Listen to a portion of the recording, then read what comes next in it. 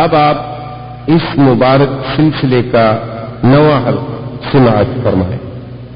والصلاة والسلام على خاتم الأنبياء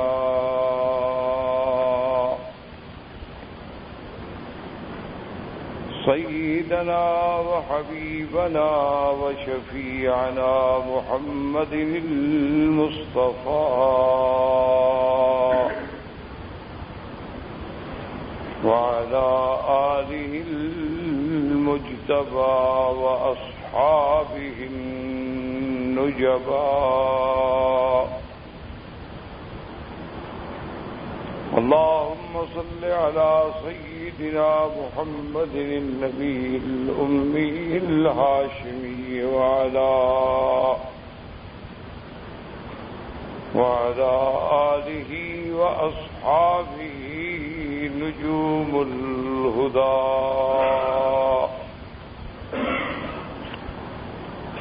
أما بعد فقد قال الله تبارك وتعالى في القرآن المجيد والفرقان الحميد أعوذ بالله من الشيطان الرجيم بسم الله الرحمن الرحيم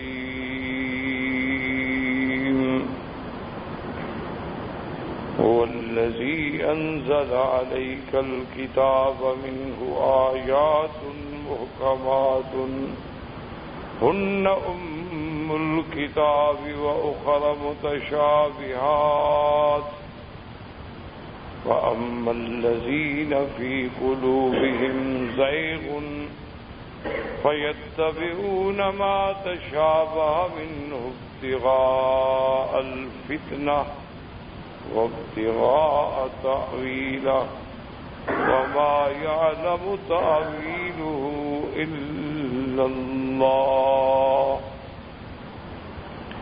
والراسخون في العلم يقولون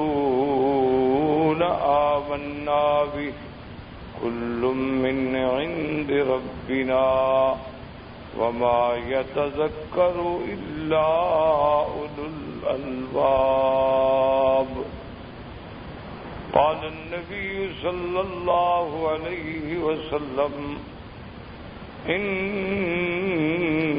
الله يرفع بهذا الكتاب أقواما ويضع بها آخرين أو كما قال رسول الله صلى الله عليه وسلم صدق الله العلي العظيم وصدق رسوله النبي الكريم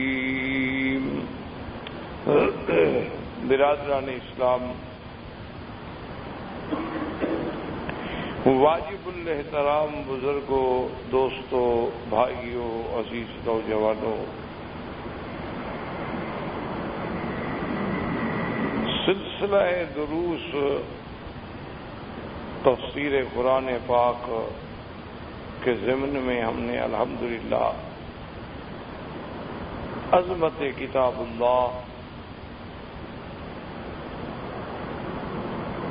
اللہ تبارک و تعالی کے قرآن پاک کی صداقت، حقانیت، عظمت، رفعت کے بارے میں بہت ساری باتیں عرض کی، اور اسی ضمن میں دشمنان اسلام، اعداء اسلام، اعداء دین کے جو مختلف شبہات ہوتے ہیں، اوہام ہوتے ہیں، شکوک ہوتے ہیں، اور جن سے کبھی کبھی ہمارے اپنے لوگ بھی متاثر ہو جاتے ہیں، ان کے بارے میں بھی عرض کیا۔ اور یہ بات اب ایک واضح بات ہے، عقلاً بھی نقلاً بھی ہر لحاظ سے، کہ اس وقت اگر روئے زمین پہ کوئی کتاب اپنی صداقتوں اور اپنی تمام حقیقتوں کے ساتھ اگر موجود ہے تو صرف اللہ کا قرآن ہے اور اللہ کی کتاب ہے جسے دنیا کی کوئی طاقت چیلنج نہیں کر سکتی۔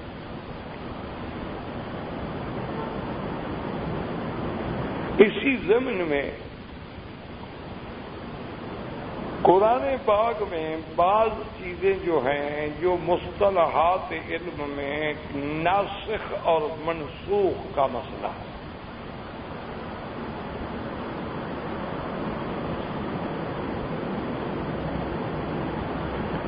ناسخ اور منسوخ کا مسئلہ جو ہے اس سے بھی دشمنوں کو بڑا موقع ملتا ہے۔ ناسخ کا معنی یعنی پہلے حکم کو ختم کرنے والا،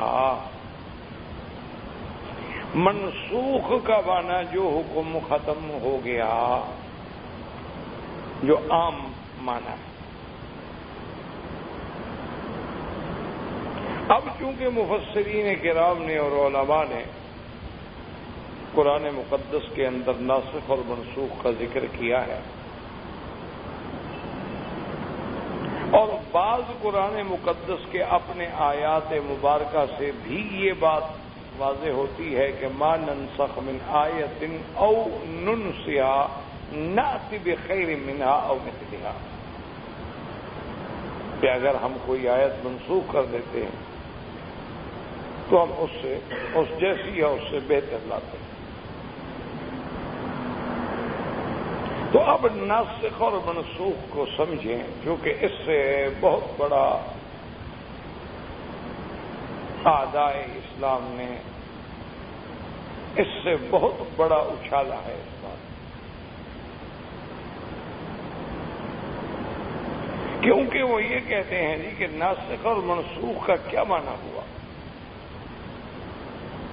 کہ ایک حکم دیا گیا، پھر اس حکم کو اللہ نے منسوخ کر دیا، تو نعوذ باللہ اس سے دو باتیں معلوم ہوتی ہیں کہ یا تو پہلا حکم غلط تھا،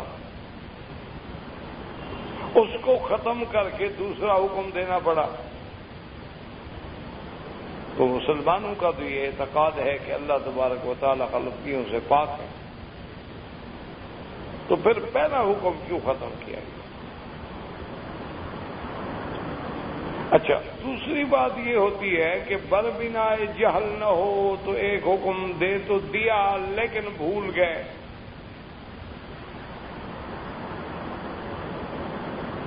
تو مسلمانوں کے عقیدے کے اندر تو خدا بھولنے سے بھی پاک ہے، لا یضل ربی ولا ینسى، نہ ہمارا خدا بیکتا ہے نہ بھولتا ہے۔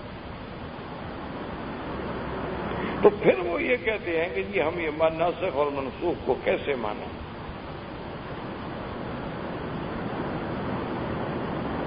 اچھا، اب جناب ناسخ اور منسوخ کے معاملے کے اندر بھی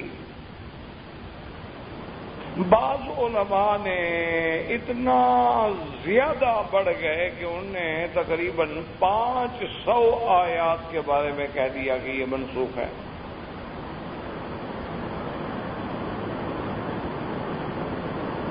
حالانکہ ہم ناسخ اور منسوخ کا انکار نہیں کر رہے، لیکن بات کو سمجھیں۔ اچھا، پھر منسوخ کے بارے میں بھی انہوں نے بہت سارے اقسام بنائے۔ کیا بنا کہ بھی یا تو ایک حکم حدیث میں ہے اور قرآن نے اس کو منسوخ کر دیا، یا قرآن کے حکم کو حدیث نے منسوخ کر دیا،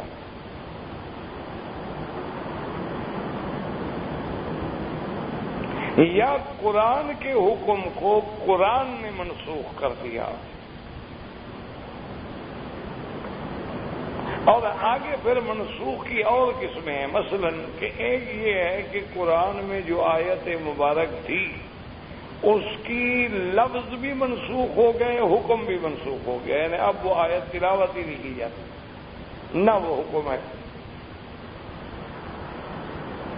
اور بعض منسوخ ایسے ہیں کہ آیت کی تلاوت تو نہیں کی جاتی، یعنی منسوخ تلاوت تو ہے لیکن حکم باقی ہے۔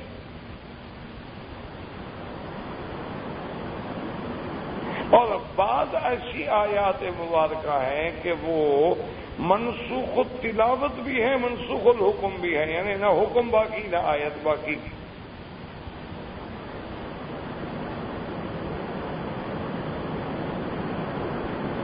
اچھا، پہلے بعض چیزیں ایسی بھی ہیں مثلا کہ ناسخ کا ذکر تو موجود ہے لیکن منسوخ کا علم نہیں. تو یہ ایک علمی بحثیں ہیں جس پہ علماء کرام نے، مفسرین کرام نے اپنے اپنے کتابوں میں بڑی تفصیل سے اس پہ بحثیں کی ہیں. لیکن ایک عالم کے لیے یا ایک مومن کے لیے تو الحمدللہ کوئی مشکل بات نہیں، اس کا تو اللہ کے رسول پہ ایمان ہے. سب سے بڑی مشکل تب ہوتی ہے کہ جب ان ابحاث کو دشمن کے سامنے رکھا جاتا ہے تو اب یہ ہمارے لیے مشکل پیدا کرتی ہے.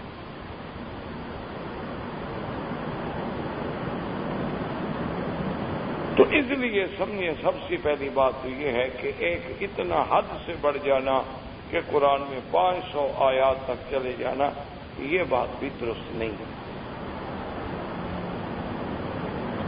اور دوسرا یہ بات بھی سمجھیں کہ نسخ کا معنی صرف یہ نہیں ہوتا کہ منسوخ ہو گیا، ختم ہو گیا. نسخ کا معنی تبدیل بھی ہے، نسخ کا معنی میں اور احکام بھی ہے. ہلو، وعلیکم السلام. آپ سمجھیں بہرحال تو اب اس پہ بہت علماء نے بحثیں فرمائی. میں نے عرض کیا نا کہ مومن کے لیے تو کوئی مشکل نہیں، آمنا ہو صدقنا. جن کا اللہ کے قرآن پہ ایمان ہے ان کے لیے بھی کوئی مشکل نہیں. لیکن مشکل یہ ہوتی ہے کہ جب اعداء اسلام کے ہاتھ میں یہ بات جاتی ہے، وہ کہتے ہیں کہ کمال ہے جی، ان کے خدا نے پہلے ایک حکم دیا، نعوذ باللہ وہ بھول گیا تو پھر ایک اور حکم دے دیا. تو اب بات کو سمجھے، اس پہ الحمدللہ علماء نے بڑی محققانہ بحثیں کی ہیں. مناہل العرفان میں، الاتقام میں، اسی طرح الفوز الکبیر میں، اور ابو مصرف الاصفہانی نے، اسی طرح شارح مسلم امام نووی نے رحمت اللہ علیہم اجمعین نے بڑی بحثیں فرمائی. انہوں نے کہا کہ بات کو سمجھیں. ایک تو ہر جگہ نسخ کا معنی یہ نہیں کیا جاتا کہ منسوخ ہے. جہاں لفظ نسخ کا معنی تبدیل ہے وہاں نسخ کا معنی تحریر بھی ہے.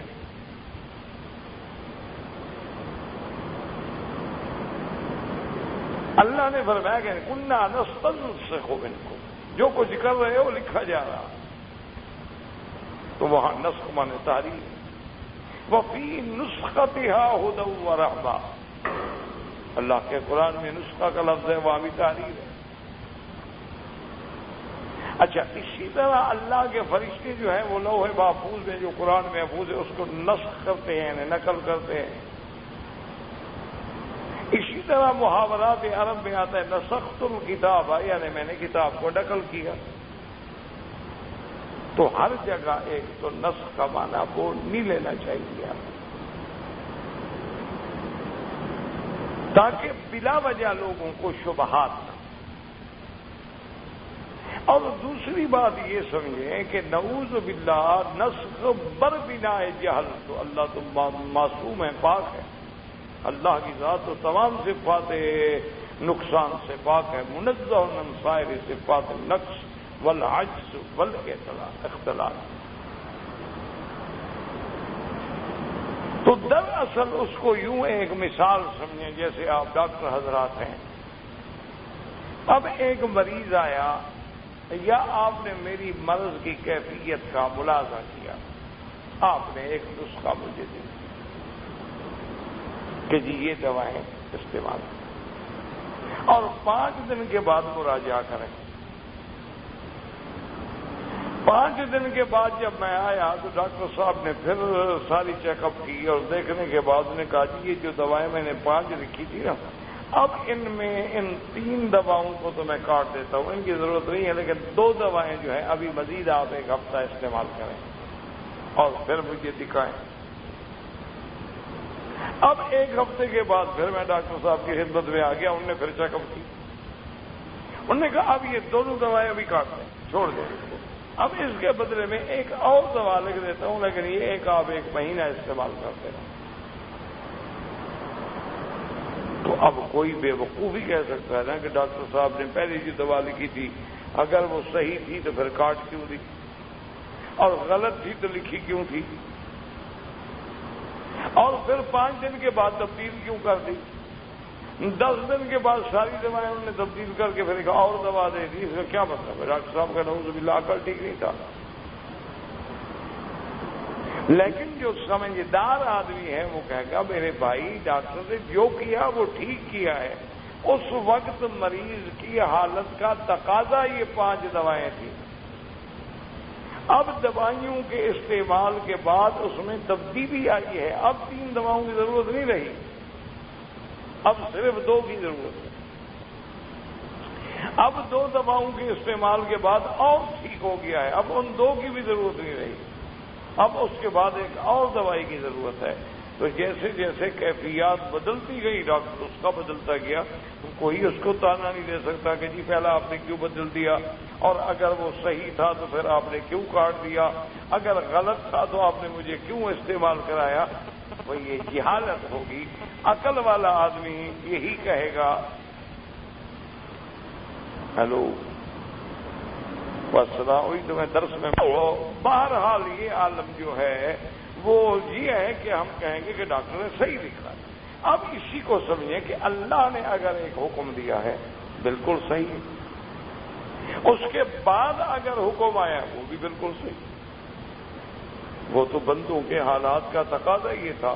اس وقت وہ اس حکم کے محتاج تھے, اللہ نے وہ حکم دے دیا.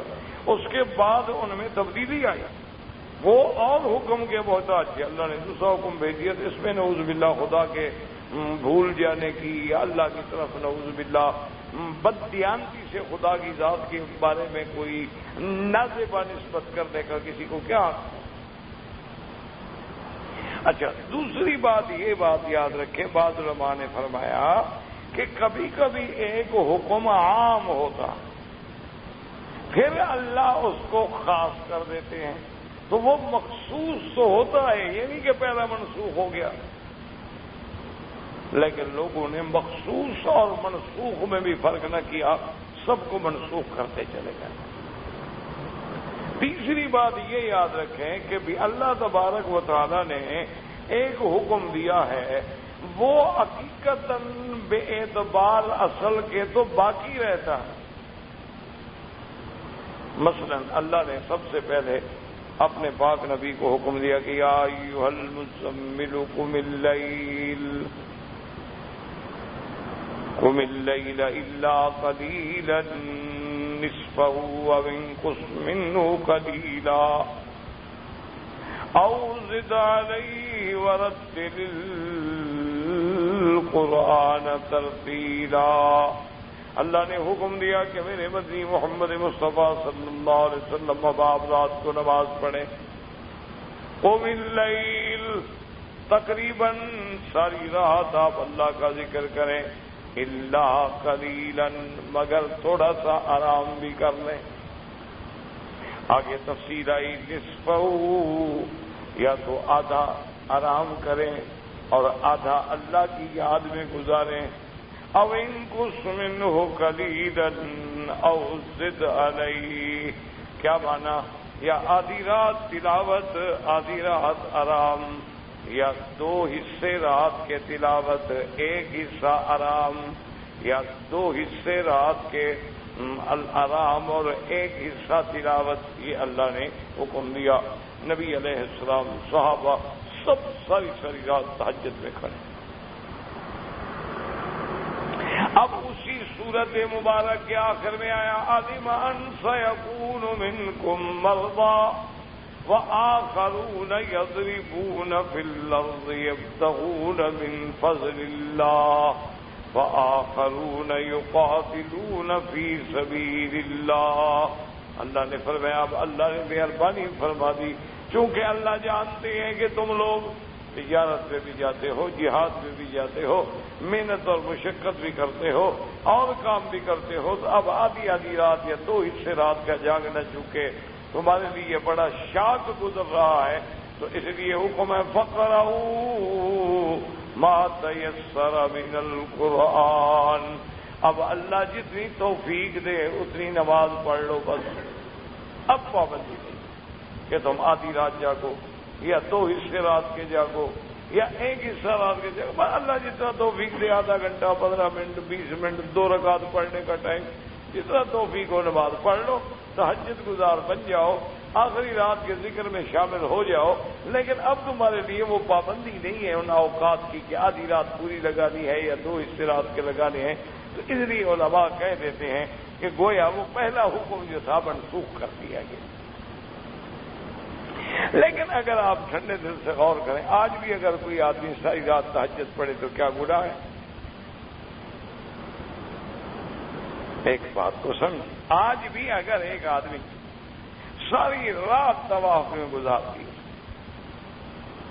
ساری رات اس نے قرآن کی تلاوت کرتے کرتے گزار دی، کتنے لوگ ہیں جو عشاء کے وضو سے صبح کی نماز پڑھتے تھے، تو کیا کہیں گے ہم کہ سب گناہ گار ہیں، کیوں اتنا وقت لگایا اللہ کی عبادت سے؟ تو معنی یہ ہے کہ وہ پہلے والا حکم جو ہے گو اس میں بعد میں اللہ نے رعایت تو دے دی، لیکن یہ نہیں کہ وہ بالکل منسوخ اور باطل ہو گیا، اس میں کوئی عمل ہی نہیں کر سکتا۔ اللہ نے اپنے بندوں کے لیے ایک رعایت کا حکم تو جاری فرما دیا، لیکن پہلا حکم بھی موجود ہے، لہذا اس کو ہم یہ کیوں کہیں کہ منسوخ ہو گیا، بلکہ ہم یہ کہیں گے کہ اللہ نے رعایت فرما دی۔ اللہ تبارک و تعالیٰ نے ایک دوسرا حکم دے کہ اپنے بندوں کو، اپنے بندوں کے حالات کے پیش نظر ان کے لیے وہ جو مقام عظیمت تھا وہ رخصت آ گئی کہ بھئی تم سفر میں ہو، تم جہاد میں ہو، تم مجاہد ہو، مجاہد فی سبیل اللہ ہو، لإعلاء کلمت اللہ، اور اب تمہارے لیے روزہ رکھنا، اب تمہارے لیے اتنی لمبی تہجد پڑھنا مشکل ہے، تو اللہ پاک نے رعایت فرما دی، فرمایا فقرؤوا ما تیسر منہ، جتنی ہو سکے پڑھ لو، اور اگر نہ بھی ہو سکے تو نفلی عبادت ہے۔ بعض علماء نے جو بات کی انہوں نے کہا کہ پہلے چونکہ نمازیں فرض نہیں تو گویا یہ ایک فرض کا مقام رکھتی تھی تہجد، جب اللہ نے 5 نمازیں فرض کر دی تو اس کی فرضیت جو تھی وہ ختم ہو گئی۔ تو اس لیے یاد رکھیں کہ کبھی ایسا بھی ہوتا ہے کہ ایک حکم آیا ہے، اللہ پاک نے اپنے بندوں کے لیے رعایت کی کہ یہ حکم، اچھا اس وقت جناب جو نماز ہے وہ رات کی تھی، اور رات کی نماز گھر میں پڑھنا افضل، جو کہ حالات کا تقاضا بھی یہ تھا کہ مکے میں اندر کھلے وہ نماز کون پڑھنے دیتا، اور جب فرائض اللہ آ گئے تو فرض نمازوں کا تو مسجد میں پڑھنا اور جماعت کے ساتھ پڑھنا افضل، تو لہذا جب مدینہ منورہ میں حضور آ گئے تو اب جماعتیں ہو گئی، اب مسجد قباء آ گئی، مسجد بنی عوف آ گئی، اس کے بعد مسجد نبی صلی اللہ علیہ وسلم مدینہ منورہ کی آ گئی، تو اب کھل کے جماعت کے ساتھ پڑھنے کا حکم دیا گیا۔ تو یہ تو حالات کے مطابق حکم ہے، اس کے اندر کسی کو اعتراض کرنے کا کیا خاطر ہے؟ اچھا ایک دوسری بات یہ سمجھیں کہ مثلا اللہ نے حکم دیا کہ میرے محبوب آپ کی نظریں بار بار اٹھتی ہیں جھکتی ہیں، لیکن ہم تو جانتے ہیں کہ آپ چاہتے ہیں کہ آپ کا قبلہ جو ہے مسجد اقصی کے بجائے جو ہے مسجد الحرام ہو، چونکہ آپ ملت ابراہیم پہ ہیں، آپ کو اس کعبہ سے محبت ہے۔ تو اب اللہ نے حکم دیا فَوَلِّ وَجْهَكَ شطر المسجد الحرام، کہ محبوب مصطفیٰ اب آپ جو ہے نماز میں رخ جو ہے کعبے کی طرف ہے۔ اچھا پہلا مسجد اقصی کی طرف نماز پڑھنے کا حکم جو ہے وہ قرآن میں موجود نہیں ہے، مسجد الحرام کی طرف پڑھنے کا حکم تو قرآن میں آ گیا، لیکن مسجد اقصی کی طرف نماز پڑھنے کا حکم کا ذکر جو ہے قرآن مبارک میں نہیں ہے۔ تو اس لیے علماء نے فرمایا کہ جب حضور صلی اللہ علیہ وسلم مکی زندگی میں اپنی نمازیں جو ہیں وہ مسجد اقصی کی طرف پڑھتے تھے اور مدینے جانے کے بعد بھی مسجد اقصی کی طرف پڑھتے تھے، تو صاف ظاہر ہے، صاف واضح ہوتا ہے کہ اللہ کا نبی اللہ کے حکم کے بغیر تو ایسا نہیں ہو سکتا کہ نماز پڑھتے رہے مسجد اقصی اور خدا کا حکم نہ ہو، یہ تو ناممکن ہے۔ تو اس کا مطلب یہ ہے کہ اللہ کے پیغمبر کو پہلے اس طرف نماز پڑھنے کا حکم تھا، چاہے اس کا ذکر نہ بھی ہو، ورنہ تو حضور کبھی نماز نہ پڑھتے۔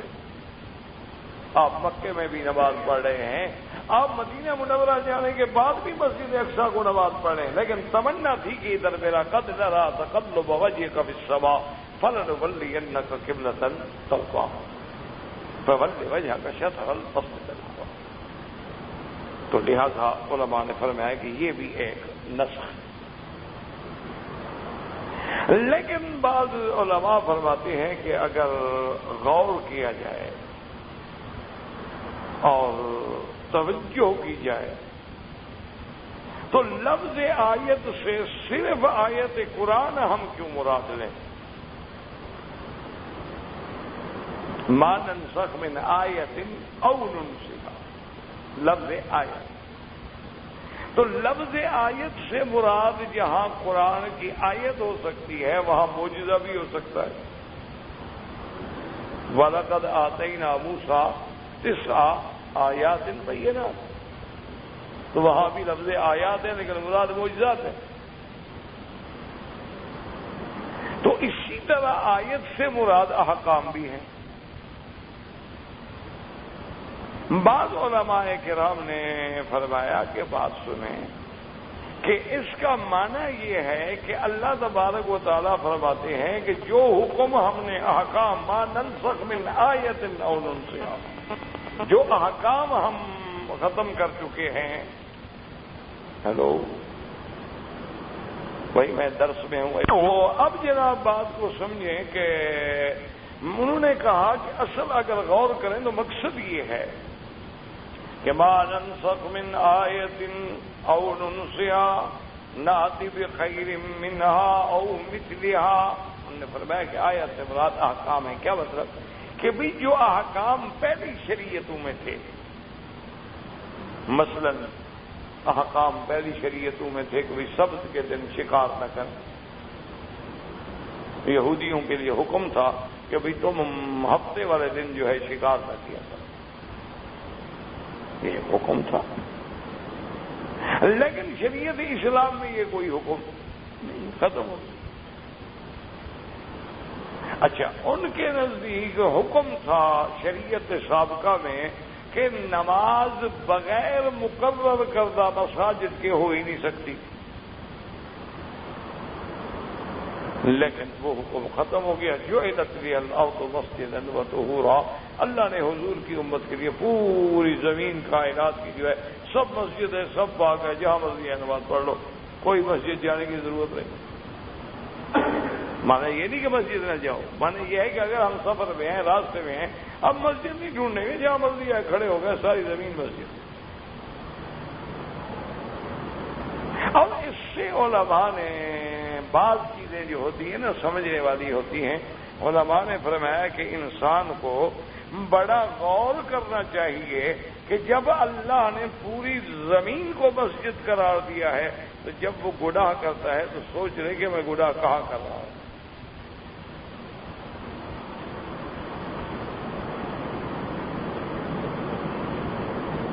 اور ویسے بھی ہر چیز جو ہے وہ گواہی دے گی، اس کو بتا دو، میرے خیال میں اس کا یہ بھی بند ہے، واللہ عالم، کہیں باہر کر رہا، خیال یہ ہے کام نہیں کر رہا، کوئی ایسی بھی سارے بند۔ اب جناب سمجھیں، اگر یہ بات اللہ کرے سمجھ میں آ جائے تو اس سے بڑی مشکلات ہمارے حل ہو جاتے ہیں، قرآن پر اعتراضات ختم ہو جاتے ہیں۔ انہوں نے کہا کہ آیت سے مراد صرف قرآن کی آیت کیوں لیتے ہیں آپ؟ آیت سے مراد وہ احکام ہیں جو پہلے شرائع کے اندر مثلا موجود تھے کہ جی کپڑے پہ کو پلیتی لگ گئی کاٹو، دھل نہیں سکتا، مسجد میں نماز جو ہے اس کے بغیر ہو نہیں سکتی، اچھا اسی طرح وہ کبھی مشرق کی طرف نمازیں پڑھتے، کبھی مغرب کی طرف نمازیں پڑھتے، جس کو اللہ نے قرآن میں فرمایا کہ لیس البر ان تولوا وجوہکم قبل المشرق والمغرب، مشرق کی طرف مغرب کی طرف منہ کرنا کوئی بڑی بات نہیں، اصل بات اللہ کے حکم کی تعبیر ہے۔ تو وہ احکام جو شرائع سابقہ میں تھے وہ اللہ نے ختم کر دیے، اور اس کے بجائے شریعت محمد مصطفیٰ صلی اللہ علیہ وسلم میں ایسے احکام لے آئے، ایسے جامع چیزیں لے آئے جو ہر لحاظ سے خیری خیر۔ تو بعض علماء نے فرمایا کہ اس کو اگر ہم سامنے رکھیں تو اس لیے علماء نے صرف کہاں 500 آیات اور باقی صرف انہوں نے 19 آیات میں نسخ تسلیم فرمایا، اور نسخ و منسوخ میں بھی اللہ کی حکمتیں تھیں۔ پہلا حکم بھی اس کی حکمت کے مطابق تھا، اور دوسرا حکم جو ہے وہ بھی اس کی حکمت کے مطابق۔ اب مثال کے طور پہ مسلمان نماز پڑھتے تھے مسجد اقصی، اب جناب حضور کی تمنا اللہ نے قبول فرما دی اور حکم ہو گیا کہ نماز پڑھو مسجد الحرام۔ ایک مسئلہ تو یہاں ساتھ یہ بھی ساتھ سمجھ لیں، یہ جو عام لوگوں میں مشہور ہے نا جی کہ قبلہ اول جو ہے وہ مسجد اقصی ہے، یہ بات غلط، یہ ایک اغلاط العام ہے۔ قبلہ اول بھی یہی ہے، سب سے پہلا قبلہ جو ہے وہ اللہ کا کعبہ ہے۔ اول بیت وضع للناس، ابھی تو مسجد اقصی بنی نہیں، اور انبیاء علیہ السلام بھی نماز اسی کی طرف پڑھتے تھے۔ بعد میں اللہ نے حکم دیا مسجد اقصی کا۔ اب چونکہ حضور پاک نے پہلی نماز ابتدائے زندگی میں مسجد اقصی کی طرف پڑھی ہے، پھر اس کی طرف پڑھی ہے، تو اس نسبت سے ہم کہہ دیتے ہیں کہ قبلہ کی طرف پڑھتے تھے۔ اچھا، اور پھر وہ صحابہ نے یہ بھی وضاحت فرمائی ہے کہ مسجد اقصی کی طرف جب حضور نماز پڑھتے تو کانا یقف بین الرکنین، حضور صلی اللہ علیہ وسلم رکن یمانی اور حجر اسود کے درمیان میں کھڑے ہوتے تاکہ یہ کعبہ بھی درمیان میں آ جائے اور رخ جو ہے وہ مسجد اقصی کو ہو جائے۔ اچھا، جب مدینے میں گیا تھا الٹ ہو گیا، صاف بات ہے کہ اب تو مسجد اقصی کو پشت ہو جائے گی اور مدینہ مکہ کی طرف رخ ہو جائے گا، تو قبلہ اول بھی دراصل یہی کعبہ ہے۔ اسی لیے قرآن کے لفظ سے بھی یہ ظاہر ہے، اللہ نے فرمایا قد نرى تقلب وجهك في السماء فلنولينك قبلة ترضاها، اب ہم آپ کو اس قبلے کی طرف پھیر رہے ہیں جو آپ کا پسندیدہ ہے۔ اس کا معنی پہلے سے یہ قبلہ ہے، اگر پہلے سے یہ قبلہ نہ ہوتا تو اللہ قرآن میں کبھی نہ کہتے قبلتن۔ قبلتن ترضاها کا کیا معنی یہ ہے کہ قبلہ تو یہ پہلے سے تھا، لیکن اللہ تبارک و تعالی نے مسجد اقصی کی طرف حکم دیا، اور اس کے بعد جو ہے فولی وجہک شطر المسجد الحرام، اللہ نے پھر حکم دیا کہ اب تم اپنا رخ جو ہے وہ مسجد الحرام کی طرف پھیر۔ اب جناب سمجھیں کہ جب قبلہ مسجد الحرام کا حکم آ گیا اور اللہ تبارک و تعالیٰ کے پیغمبر نے صحابہ کو بتلا دیا، قرآن نازل ہو گیا، صحابہ نے اب قبلہ کی طرف نمازیں پڑھنی شروع کر دی، تو بعض صحابہ نے ایک سوال،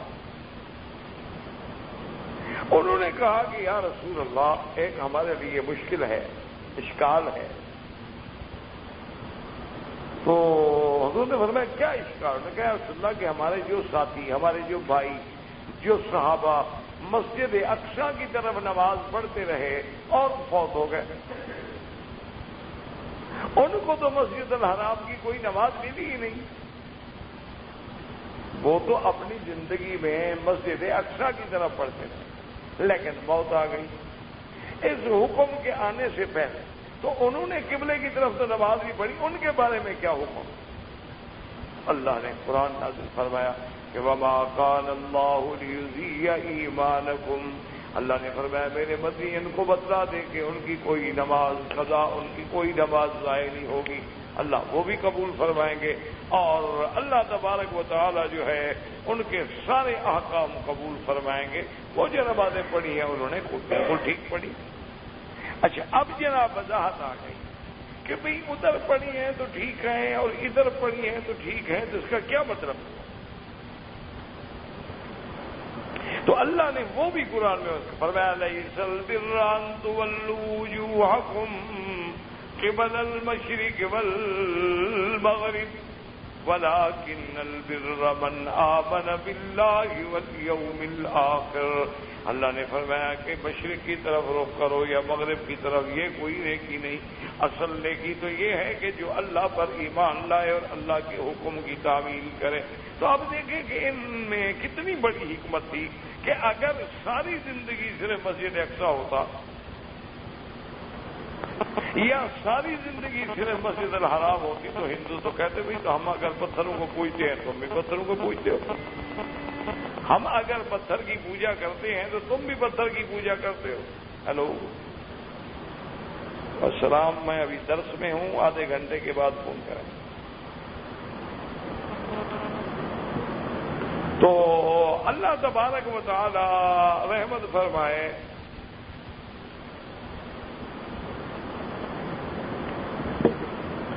کہ اسی کی وجہ کیا تھی کہ پھر تو ہندو ہمیں کہہ سکتے کہ جناب اگر ہم پتھروں کو پوچھے تم بھی پتھروں کو۔ تو اللہ نے یہ دونوں حکم دے کے کتنا بڑا مسئلہ قیامت تک کے لیے حل کر دیا کہ مسلمان نہ مسجد اقصی کو پوجتا ہے نہ اس کعبے کو پوجتا ہے، وہ تو خالص اللہ کے حکم کا بندہ ہے۔ اللہ نے فرمایا ادھر رخ کرو ادھر رخ کرو، اللہ نے فرمایا ادھر رخ کرو ادھر رخ کرو۔ اس کے نزدیک کوئی پتھر کی عمارت، اس کے نزدیک کوئی پتھر یا کوئی جہت مخصوص جو ہے وہ نہیں ہے کہ جیسے سورج پرستوں کی نماز سورج کے بغیر نہیں ہو سکتی، آتش پرستوں کی نماز جو ہے وہ آتش کے بغیر نہیں ہو سکتی۔ نہیں، ہم تو اللہ کے حکم کے پابند۔ ہوائی جہازوں میں جا رہے ہیں، کعبہ نیچے رہ جائے تب بھی ہم نماز پڑھیں۔ ہم جناب زمین اپنا آبدوزوں میں سمندر کے نیچے چلے جائیں تب بھی نماز پڑھیں، کیونکہ ہمارا ایمان ہے کہ کعبے کا حکم جو ہے وہ تحت الثری تک بھی ہے اور آسمان تک بھی ہے، اور اللہ نے جہاں حکم دیا ہم وہی جھک جائیں۔ اچھا، اللہ نے فرمایا کہ جناب گھر میں ہو 4 نماز 4 رکعت ظہر پڑھو، ٹھیک، سفر میں ہو میں نے رعایت کر دی ہے 2 رکعت پڑھو، جس طرح اللہ نے حکم دیا کہ 5 نمازیں پڑھو، لیکن فرمایا کہ میرا محبوب یہ بات یاد رکھ رہے کہ اللہ کے کلمات، اللہ کے احکام نہیں بدلا کرتے۔ آپ کی امت پڑھے گی تو 5 لیکن لکھی 50 جائیں گی، جو میں نے پہلے سے حکم کیا ہے 50 کا، لیکن ہم یہ رعایت کر دیتے ہیں کہ من جاء بالحسنۃ فلہ عشر امثالھا، ہر نیکی پہ 10 گنا۔ تو جب 5 نمازیں پڑھیں گے تو 50 لکھی جائیں گی۔ تو اس لیے ہمیشہ سمجھیں کہ اگر یہ ایسے احکام ہیں تو ان میں اللہ کی رحمتیں ہیں، بندوں پہ اللہ کے احسان ہیں۔ اللہ تبارک و تعالیٰ نے اپنی مخلوق پہ رحم کا معاملہ فرمایا ہے، تو اس لیے ساری قرآن کی آیات کو نہ منسوخ کر دیں، بلکہ اصل مراد وہ نسخ ہے کہ قرآن کے آنے کے بعد تمام شرائع منسوخ ہو گئی، اسلام کے آنے کے بعد تمام ادیان منسوخ ہو گئے۔ من یبتغی غیر الاسلام دینا فلن یقبل منہ وہو فی الآخرۃ من الخاسرین۔ اب اسلام کے سوا کوئی دین اللہ قبول نہیں فرمائیں گے۔ یہی دین عالمی ہے، یہی دین اسلامی ہے، یہی دین جامع ہے، یہی دین کامل ہے، یہی دین مکمل ہے، اور اس کی دلیل کیا ہے؟ اللہ کا قرآن، جس کی تفسیر میں انشاءاللہ ہم شروع ہیں۔ اچھا، اب دوسرا مسئلہ ہے اب آیات محکمات اور متشابہات۔ یہ خالص سچی بات جو ہے علمی موضوع ہے، اور اس لیے سامعین کے لیے تھوڑے سے یعنی مشکل قسم کے موضوع ہیں، لیکن اس کے بغیر آپ قرآن سمجھ نہیں سکتے۔ نعوذ باللہ، قرآن کے بارے میں اگر دل میں شبہ ہے تو پھر قرآن کی تفسیر پڑھنے کا فائدہ کیا ہوا؟ قرآن کے بارے میں اگر اوہام و شکوک و شبہات ہیں دلوں کے اندر، یا نعوذ باللہ وہ قرآن پاک کی کتاب کو ایسا جامع معنی قابل مکمل نہیں مانتا ہے، تو پھر اس کے تفسیر پڑھنے کا اس کو کیا فائدہ ہو؟ اسی لیے تو دیکھا ہے نا کہ آج دشمنان اسلام جو ہیں وہ قرآن کی آیات بدلنے کے لیے کہتے ہیں آیات بدل دو۔ بھئی آیات بدلنا بندوں کا کام ہے، انسانوں کا کلام ہے کہ جب چاہو بدل دو، جب چاہو لکھ دو۔ اسی لیے وہ کہتے ہیں کہ اچھا جی چلو بدل نہیں سکتے ہو تو کم از کم اپنے اسکول کے نصاب سے یہ چیزیں باہر نکال دو۔ یعنی ان سے کہو کہ تم اپنے نصاب سے رقص و سرود باہر نکال دو، وہ نہیں نکالیں کہ بھئی یہ بچوں کو گانا بجانا جو سکھاتے ہو کم از کم یہ تو باہر نکال دو، یہ موسیقی کی تعلیم دیتے ہو کم از کم یہ تو باہر نکال دو، یہ تم پرائمری کے بعد بچوں اور بچیوں کو جنس پڑھانا شروع کر دیتے ہو کم از کم یہ تو باہر نکال دو۔ نہیں، وہ تو ضروری ہے۔ تو اس لیے ضروری ہے کہ جتنے اوہام و شکوک و شبہات دشمن پیدا کر سکتا ہے وہ انسان کے دماغ میں پہلے سے آ جائیں اور اللہ کی کتاب پہ اس کا ایمان جو ہے وہ کامل اور مکمل ہو۔ پھر جب وہ قرآن پڑھے گا یا نماز میں پڑھے گا، غور کرے گا، تو پھر اس کا اثر بھی ہوگا۔ یہی وجہ تھی نا کہ صحابہ قرآن پڑھتے تھے، ایک آیت پڑھی اور حضرت کرما بے ہوش ہو جاتے۔ وجہ کیا؟ ہم سارا قرآن پڑھ جائیں تو کوئی بے ہوش نہیں ہوتا۔ وجہ پر مسلمان تو ہم بھی ہیں۔ یعنی وہ اسی بات میں کہ ہاذا کلام و ربی، یہ میرے رب کا کلام ہے۔ قرآن پڑھ ہمارا میں ہے کہ اللہ سے کلام کر رہا ہوں۔ بھائی جب خدا کا قرآن اللہ کا کلام ہے، جو قرآن پڑھ رہا ہے تو کوئی اللہ سے کلام کر رہا ہے۔ اسی بات پہ ان پر کیفیت ایسی طاری ہوتی تھی کہ بے ہوش ہو جاتی۔ کوئی وعید کی آیت سنتے تھے تو بے ہوش ہو جاتے۔ حضرت ابی ہریرہ رضی اللہ تعالیٰ عنہ فرماتے ہیں کہ میں جب مدینہ منورہ میں آیا اور میں نے دیکھا کہ حضور صلی اللہ علیہ وسلم جو ہے وہ مدینہ منورہ میں موجود نہیں، آپ تشریف لے گئے تھے غزوہ خیبر کے۔ تو جو قائم مقام مصلی پہ نماز پڑھا رہے تھے، کہتے ہیں کہ انہوں نے دوسری صورت میں فجر کی نماز میں جب صورت ویل للمطففین کی تلاوت کی تو کہتے ہیں کہ میں کانپ گیا اور میں اب دل میں سوچ رہا تھا کہ ویل لابی فلان، ویل لابی فلان، ویل لابی فلان، کہ فلاں آدمی کے لیے بڑی ہلاکت ہے۔ اس نے تو واقعی دو مکیال بنائے ہوئے تھے کہ دینے کے لیے اور ہے اور لینے کے لیے اور ہے۔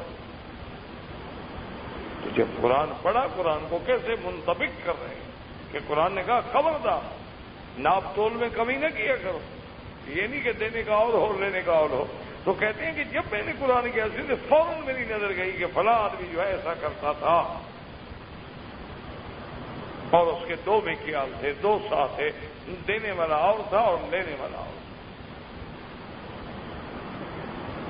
تو اس لیے ہمیشہ یاد رکھیں جی۔ اب دوسری بات ہے آیات محکمات اور متشابہات۔ محکمات کا کیا معنی ہے؟ عقل، واضح، کھلی، محکم، حکم۔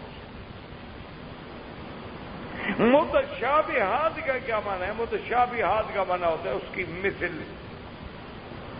متشابہات کا معنی ہوتا ہے ہم رنگ، کہ بھی یہ بھی اس کے متشابہ ہے۔ متشابہات کا کیا معنی ہوتا ہے کہ کوئی ایسی چیز جس کا سمجھنا اتنی آسان نہ ہو۔ اب قرآن کی آیت ہمیں خود بتاتی ہے کہ اللہ نے جو کتاب اتاری ہے یعنی قرآن اتاری ہے، اس میں آیات محکمات بھی ہیں اور وہ اصل کتاب ہے۔ وَأُخَرُ مُتَشَابِهَاتٌ، اور آیات متشابہات بھی ہیں۔ اور قرآن یہ بھی بتلاتا ہے کہ أَمَّا الَّذِينَ فِي قُلُوبِهِمْ زَيْغٌ، کہ جن کے دلوں میں کجی ہے وہ تو آیات متشابہہ کے پیچھے پڑھ کے اور فتنے میں پڑ جاتے ہیں۔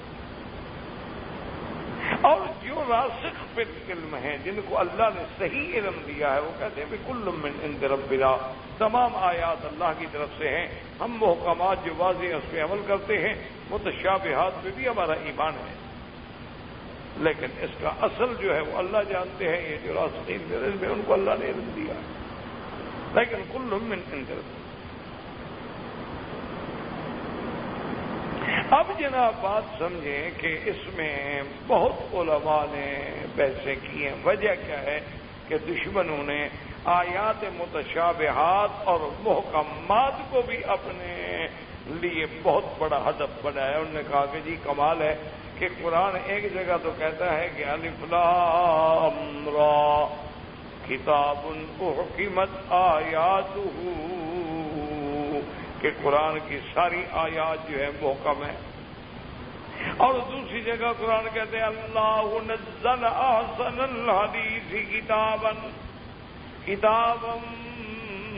متشابہا مثانیہ، کہ قرآن اللہ نے جو اتارا ہے متشابہ، اس سے مراد ہوتا ہے کہ سارا قرآن ہی متشابہات. تو نے کہا کیا مطلب جناب؟ اگر محکم ہے تو متشابہ نہیں، اگر متشابہ ہے تو محکم نہیں. تو مسلمانوں کا قرآن کیا کہہ رہا ہے؟ اور ادھر کہتا ہے کہ آیات محکمات بھی ہیں اور متشابہات بھی ہیں. تو دشمنان اسلام نے اس کو بھی یعنی اللہ کے قرآن پر اعتراض کرنے کے لیے بہت بڑا ایک کارگر ذریعہ بنایا اور لوگوں کے دماغ کو خراب کیا کہ دیکھو جی آیات اگر قرآن سارا محکم ہے مانا متشابہ نہیں، اگر قرآن متشابہ ہے تو مانا محکم نہیں. اس کے لیے بھی حافظ ابن کثیر رحمۃ اللہ علیہ نے اور بڑے بڑے علماء نے، اللہ مفسرین کرام نے کتابوں میں بڑی بڑی بحثیں فرمائی. تو اصل بات میرے عزیز یہ سمجھیں کہ بعض علماء نے فرمایا کہ بھئی محکمات اور متشابہات کا کیا معنی ہے. انہوں نے کہا کہ ہر آیت کا ایک تو ظاہر حکم ہے جو ہمیں سمجھ آ رہا ہے،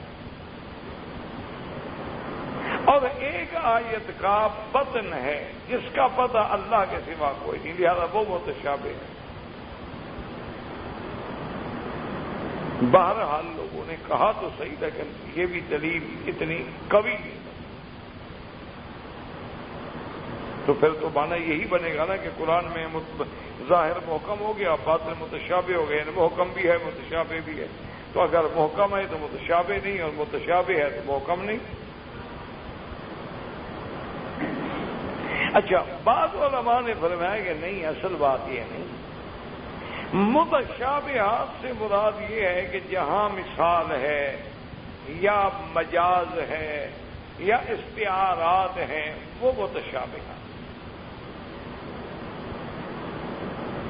لیکن یہ بھی کوئی جواب ایسا کبھی کیوں؟ قرآن تو کہتے اللہ حدیث کتابوں متشابہ. اصل بات جو ہے نا وہ یاد رکھیں، وہ یہ ہے، دو باتیں دماغ میں رکھ لیں. ایک بات تو یہ ہے جو اکثر علماء مفسرین نے، سلف صالحین نے فرمایا ہے، وہ یہ ہے کہ بھئی اللہ کے قرآن پہ ہمارا ایمان ہے، اس میں محکمات بھی ہیں متشابہات بھی ہیں، لیکن متشابہات کو ہم محکمات کے سپرد کریں گے، ہم سب پر ایمان لائیں گے. انہوں نے کہا مثلا کہ جیسے اسماء و صفات کی بات ہے. اب اللہ تبارک و تعالیٰ کا عرش پہ ہونا جو ہے یہ تو قرآن کی 17 آیات ہے. الرحمن علی العرش استویٰ. تو اس لیے ہم کہیں گے کہ استواء معلوم ہے، لیکن وہ کیسے بیٹھے ہیں، وہ کیفیات کیا ہیں، تو وہ آپ نہیں بتاتے. یہ متشابہ میں آ گیا. جیسے کہ امام مالک رحمۃ اللہ علیہ سے کسی نے پوچھا کہ بھئی استواء کا کیا معنی ہے؟ انہوں نے فرمایا استواء معلوم ہو، سب عرب جانتے ہیں، سب لغت والے جانتے ہیں استواء کیا ہوتا ہے، لیکن کیف مجہول، ہم کیفیت میں بحث نہیں کریں گے قطعاً. جیسے کہ آتا ہے کہ اللہ تبارک و تعالیٰ نزول فرماتے ہیں آسمان دنیا پر، آمنا و صدقہ، لیکن کیسے اترتے ہیں؟ کیا جب نیچے آتے ہیں تو آسمان خدا سے اونچے ہو جاتے ہیں؟ اگر ان بحثوں میں پڑیں گے تو ایمان چلا جائے گا. تو لہذا علماء نے فرمایا کہ بس کل من عند ربنا، جو محکم ہے وہ مان لو، اور جو محکم نہیں متشابہات میں ان پر بھی ہمارا ایمان ہے کہ اللہ کی تمام صفات نؤمن بجمیع اسمائہ وصفاتہ من غیر تعطیل ولا تشبیہ ولا تکییف ولا تمثیل ما اثبتہ فی کتابہ او علی لسان رسولہ صلی اللہ علیہ وسلم، کہ ہمارا اللہ کی صفتوں پہ ایمان ہے، ہم نہ تعویل کریں گے، نہ صفتوں کا انکار کریں گے، اور نہ کیفیت پہ بحث کریں گے، جو اللہ نے قرآن میں حدیث میں فرمایا آمنا باللہ۔ تو بعض علماء نے فرمایا اس سے مراد جیسے ملائکہ، اچھا اب آدمی ملائکہ میں بحث کرے، جی اللہ نے ان کو نور سے بنایا، وہ کیسے ہیں؟ تو اب ملائکوں کو ہم نے کو دیکھا ہے، کیسے بات کر سکتے ہیں؟ لیکن ملائکہ پر ہمارا ایمان۔ اچھا اسی طرح روح کا معاملہ ہے کہ روح کو ہم مانتے ہیں، لیکن روح ہے کیا؟ اس لیے بعض علماء نے فرمایا کہ جیسے روح ہے، ملائکہ ہے، جنت کی تفاصیل ہیں، جہنم کی تفاصیل ہیں، پل صراط سے گزرنا ہے، اور صحف کا تقسیم انہوں نے کہا کہ یہ جو چیزیں قرآن میں ہیں حق ہیں، آمنا باللہ ہے، لیکن یہ متشابہات ہیں، میں سمجھ نہیں آ سکتی۔ اتنی بڑی جہنم، اتنی گہری جہنم، اتنی عریض جنت کی عرض السماوات والارض، آمنا باللہ۔ اس لیے والراسخون فی العلم یقولون آمنا بہ کل من عند ربنا۔ تو ایک جواب تو یہ ہے کہ جو متشابہات قرآن میں ہمارا اس پہ ایمان ہے۔ اور بعض علماء نے اس کا ایک دوسرا جواب دیا ہے، وہ یہ ہے، وہ سمجھیں، انہوں نے کہا کہ متشابہات سے مراد یہ نہیں ہے کہ قرآن کی آیات آپس میں نعوذ باللہ ضد ہیں، بلکہ انہوں نے کہا کہ سورت آل عمران جو ہے یہ سورت مدنی ہے، یعنی ہجرت کے بعد نازل ہوئی حضور صلی اللہ علیہ وسلم۔ تو جب ہجرت کے بعد نازل ہوئی تو اب حضور کے سامنے مخاطب کون ہے؟ اہل کتاب، یہود اور نصارہ۔ اور یہود اور نصارہ کا یہ دعویٰ تھا کہ ہم تو صاحب کتاب ہے، ہمارے پاس تورات ہے،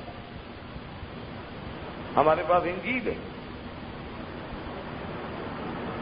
اور یہ ساری اللہ کی کتابیں ہیں۔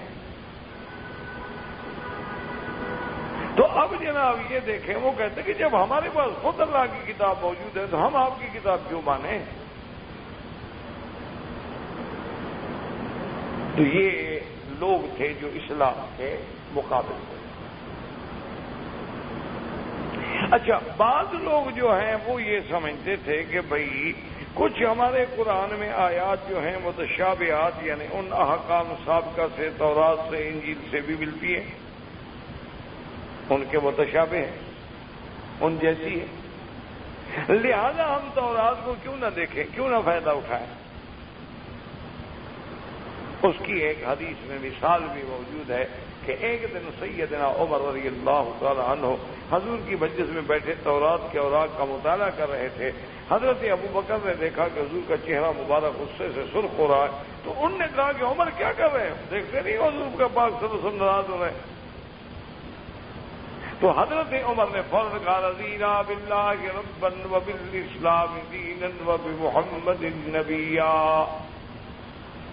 کہ یا رسول اللہ صلی اللہ علیہ وسلم، ہم نے اپنے اللہ کی ربوبیت کا اقرار کیا، اسلام کو اپنا دین سمجھا، آپ کی نبوت اور رسالت پہ ہم نے اقرار کیا، پھر آپ کس بات پہ ناراض ہو رہے ہیں؟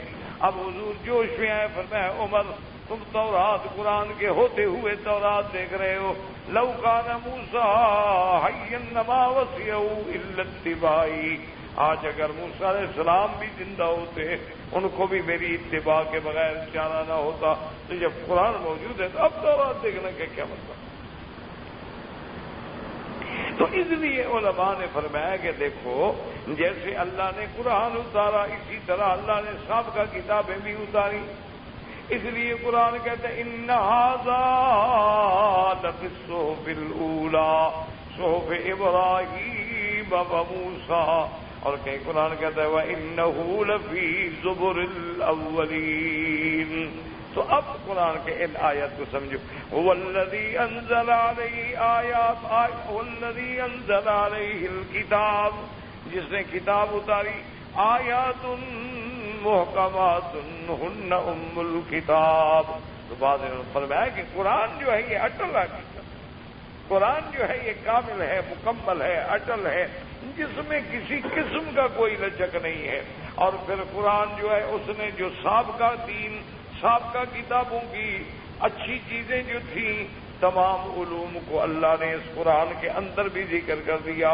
ہن ام الکتاب، مانا کیا مانا؟ جیسے ماں شفقت سے اپنی گود میں سب کو لے لیتی ہے، اسی طرح قرآن نے سابقہ علوم کو بھی اپنے اندر لے لیا. تو یہ ام الکتاب ہو گئی. اچھا، وَأُخَرَ مُتَشَابِهَاتٍ، اور بعض آیات ایسی ہیں، بعض احکام ایسی ہیں جو سابقہ کتابوں سے ملتے جلتے ہیں، لیکن ان سابقہ کتابوں میں وہ احکام اپنی اصل حالت پہ ہیں کہ بدل دیے گئے ہیں. لہذا تم ان کے پیچھے نہ پڑو، ان کے پیچھے نہ لگو، ان کو چھوڑ کے فقط قرآن کو پکڑو. ان کی تعویل میں بحث میں نہ پڑو کہ یہ حکم تورات میں جو ہے باقی خدا کا ہے یا تعریف ہے، اس بحث میں نہ پڑو. تمہارا کام صرف یہ ہے کہ قرآن کو پکڑو، کہ تم اللہ کے قرآن پر ایمان لے آؤ. تو انہوں نے فرمایا کہ متشابہات سے مراد صرف یہ نہیں ہے کہ قرآن پاک، بلکہ سابقہ کتابوں کے اندر جو تھی ان کے متشابہات ہمارے قرآن کے اندر ہیں.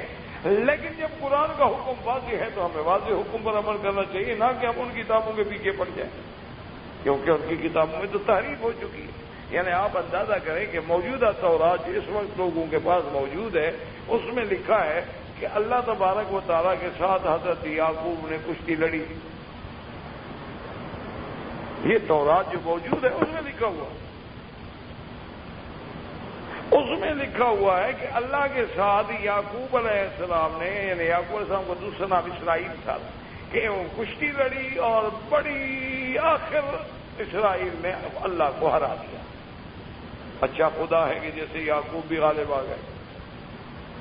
یہ تورات میں لکھا ہوا.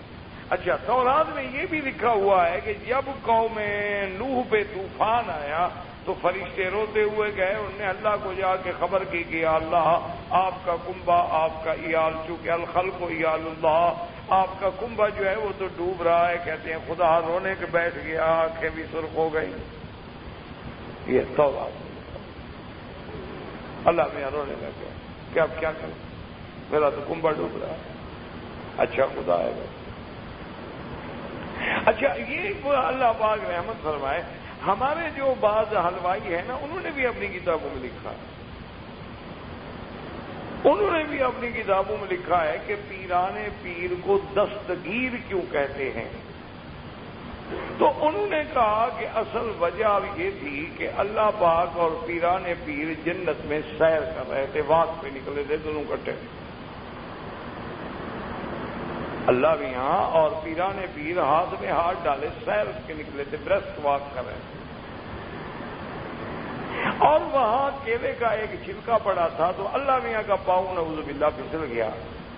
تو پیران پیر نے اللہ میاں کو پکڑ کے تھام لیا. تو اللہ نے فرمایا آج کے بعد تم دستگیر ہو گئے، تم نے میرا ہاتھ پکڑ کے مجھے بھی تھام لیا. نعوذ باللہ ثم نعوذ باللہ ثم نعوذ باللہ. یہ پیچھے کیوں رہتے جی؟ بہرحال انہوں نے تورات بدلی ہے تو انہوں نے بھی تو کچھ بدلنا تھا نا، یہ کیوں پیچھے رہتے؟ یہ تو تکابر ہے نا. اب آپ دیکھیں نا کہ یہودیوں نے کیا کہا تھا کہ عزیر اللہ کا بیٹا ہے. قالت الیہود عزیر ابن اللہ وقالت النصارى مسیح ابن اللہ. عیسائیوں نے کہا حضرت عیسیٰ خدا کا بیٹا ہے، یہودیوں نے کہا حضرت عزیر خدا کے بیٹے ہیں. مکے کے مشرکین نے کہا ہم کیوں پیچھے رہے؟ انہوں نے کہا الملائکۃ بنات اللہ، جتنے فرشتے ہیں سب اللہ کی لڑکیاں ہیں. اچھا وہ ہمارے جاہل جیسے انہوں نے کہا قبال ہے، یہودی بھی نمبر لے گئے، عیسائی بھی نمبر لے گئے، مکے کے مشرکین بھی نمبر لے گئے، ہم کیوں پیچھے؟ انہوں نے کہا کہ نہیں نہیں یہ سارے غلطی پہ ہیں، محمد مصطفیٰ خود خدا ہے. انہوں نے کہا جناب یہ سارے جو بیٹا وغیرہ بنا رہے ہیں سارے جگہ ان کو پتہ ہی نہیں ہے، اصل میں اتر پڑا ہے جو مدینے میں مصطفیٰ ہو کر وہی مستوی تھا عرش پہ خدا ہو کر. انہوں نے کہا یہی تو ہے، یہ تو صرف بشریت کا لباس ہے. ورنہ اندر سے تو خود خدا ہے۔ تو اس لیے ہمیشہ یاد رکھیں کہ قرآن نے ہمیں کیا حکم دیا کہ آیات محکمات، میرے قرآن کی آیتیں جو ہیں یہ محکم ہیں۔